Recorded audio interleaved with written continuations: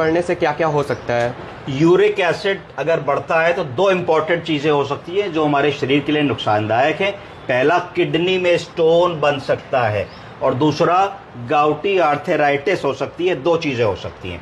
जब uric acid बढ़ता है तो क्या होता है, यूरिक एसिड बढ़ने से एक पेनफुल इन्फ्लेमेटरी कंडीशन जोड़ों के ऊपर आ जाती है। क्यों? क्योंकि excess of uric acid crystals होते हैं जो जोड़ों में डिपॉजिट हो जाते हैं। जब जोड़ों में कोई भी चीज डिपॉजिट होगी तो उसका फंक्शन कम हो जाएगा, वहां इन्फ्लेमेशन होने लगेगा, जिसके कारण हमारा मूवमेंट रिस्ट्रिक्टेड हो जाता है। क्या सिम्टम्स आएंगे?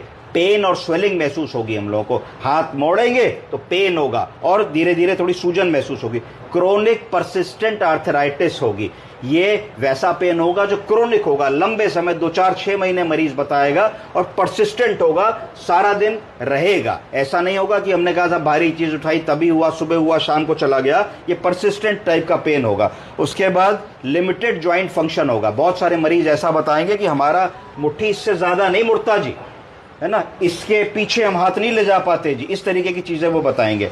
उसके बाद ये कॉमन साइट इसकी कौन सी है? कॉमन साइट बिग टो है, पैर का अंगूठा। बट ये मिडिल फुट को भी इन्वॉल्व कर सकता है, एंकल को भी इन्वॉल्व कर सकता है, नी को भी इन्वॉल्व कर सकता है, रिस्ट को भी इन्वॉल्व कर सकता है, और एल्बो को भी इन्वॉल्व कर सकता है। प्रायः ये देखा गया है कि पुरुषों में ये लोअर एक्सट्रीमिटी में इन्वॉल्व करता है, पैरों में घुटनों के आसपास का एरिया इन्वॉल्व करता है, और वुमेन में अपर एक्सट्रीमिटी के लक्षण होते हैं अगर यूरिक एसिड बढ़ता है। तो ये चीजें हमको यूरिक एसिड के बारे में ध्यान देनी है। तो इससे गाउटी आर्थराइटिस हो सकती है, किडनी का स्टोन हो सकता है, और अगर किडनी के स्टोन को हम लोग समय रहते ध्यान नहीं देंगे तो उसके अंदर पोटेंशियल होता है कि वो किडनी को धीरे धीरे डैमेज कर दे, और किडनी की छानने की कार्य क्षमता, जिसको EGFR या अल्ट्रा फिल्ट्रेशन कहते हैं, वो कम कर दे, और किडनी सूजने लगती है स्टोन के कारण। उसको कहते हैं हाइड्रोनेफ्रोसिस। तो ये सब चीजें ना हो, इसके लिए जरूरी है कि हम अपनी डाइट का ध्यान रखें और यूरिक एसिड को समय समय पे चेक करें। सरल सा टेस्ट होता है, 1 ml ब्लड से हो जाता है, ज्यादा पैसा भी नहीं लगता,